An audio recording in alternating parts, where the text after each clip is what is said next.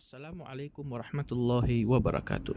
Mga minamahal kong kapatid sa pananampalatayang Islam, ang isang Muslim ay dapat alalahanin lagi ang kamatayan upang mapaghandaan ito para sa kabilang buhay, sapagkat wala nang gawain pagkatapos ng kamatayan.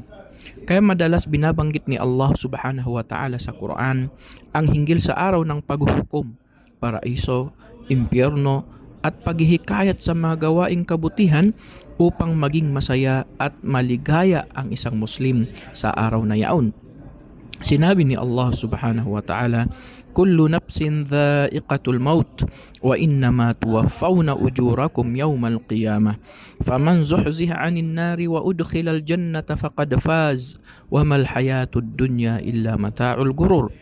Bawat kaluluwa ay makakatikim ng kamatayan, at tanging sa araw ng muling pagkabuhay ipagkakaloob ang lubos na kabayaran.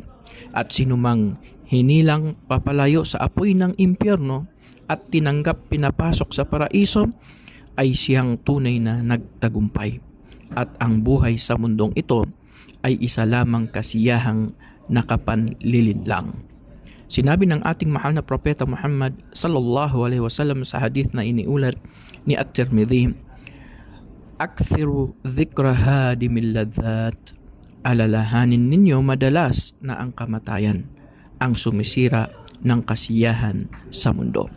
Ang kamatayan ang sumisira sa kasiyahan ng mga tao dito sa mundo, samantalang para sa isang mananampalataya sa kaisahan ni Allah subhanahu wa ta'ala, ito ay magpapalapit naman sa Kanya tungo sa walang hanggang kasiyahan sa kabilang buhay sa paraiso. Patatagin nawa tayo ni Allah subhanahu wa ta'ala sa pananampalatayang Islam.